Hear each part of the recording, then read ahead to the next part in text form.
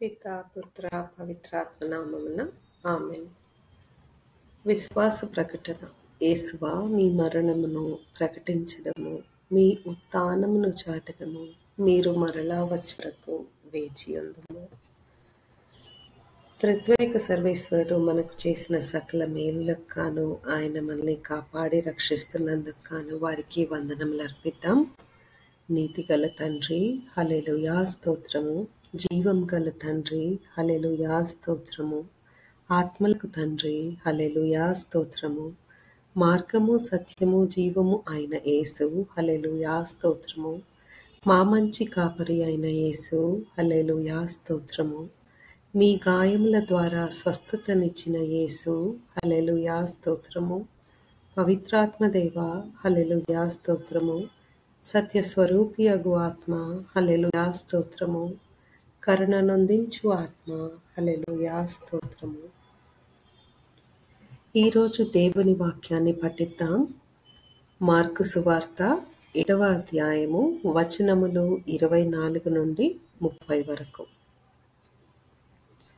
అప్పుడు ఆయన ఆ స్థలమును వీడి తూరు సీదోను ప్రాంతమునకు వెళ్ళెను. ఆయన ఒక గృహమును ప్రవేశించి అచట ఎవ్వరికిని తెలియకుండా ఉండగోరెను. కాని అది సాధ్యపడలేదు. ఆత్మ పట్టిన చిన్న కుమార్తె గల ఒక స్త్రీ ఆయనను గూర్చి విని వచ్చి ఆయన పాదములపై పడెను. దయ్యము పట్టిన తన కుమార్తెను ప్రార్థించెను. ఆమె గ్రీసు దేశీయురాలు, సిరోఫెనిషియాలో పుట్టినది.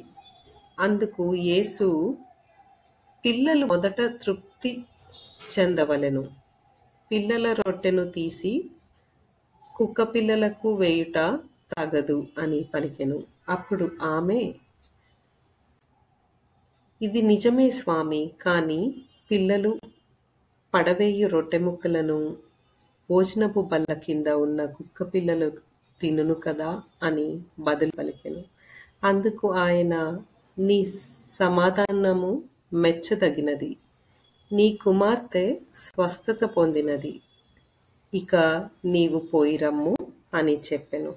అంతటా ఆమె ఇంటికి వెళ్ళి దయ్యము వదలిపోయినందున తన కుమార్తె ప్రశాంతంగా పరుండియుండుట చూచెను. ఇది క్రీస్తు సువిశేషము. క్రీస్తువా, మీకు స్తుతి కలుగును గాక. వాక్యాన్ని ధ్యానిద్దాం. సువిశేషంలో దేవుడు ఎందుకు అంత కఠినంగా మాట్లాడారు?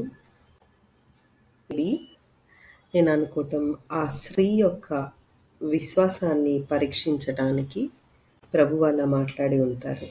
అంతేకాకుండా యూదులు దేవునికి ప్రథమ ఫలముగా చెప్పబడతారు. ఈమె అన్యురాలు కదా, గ్రీసు దేశస్థురాలు కదా, అయినప్పటికీ ఆమె విశ్వాసాన్ని చూసి ప్రభువు స్వస్థతనిచ్చారు.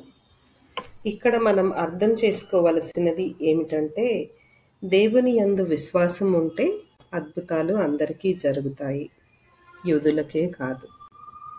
కనుక ప్రార్థనలో విశ్వాసం, వినయం, పట్టుదల అవసరం. అప్పుడే దేవుని అద్భుతాలు చూస్తాం. ఈరోజు దేవుని వాగ్దానం, నేను నిన్ను ఈ ప్రజలకు లొంగని ఇత్తడి ప్రాకారముగా చేయుదును. వారు నీతో పోరాడుదురు, కాని నిన్ను గెలవజాలరు. నేను నీకు తోడుగా నుండి నిన్ను రక్షింతును. ఇర్మియా 15:20 వచనం. ప్రార్థించుదాం. యేసు ప్రభువా, మా దోషములను మన్నించండి. మేము విశ్వాసం, వినయం మరియు పట్టుదల కలిగి ప్రార్థించుటకు మీ సహాయం అనుగ్రహించుము. మీ కాపుదల యందు మమ్ములను భద్రపరచండి.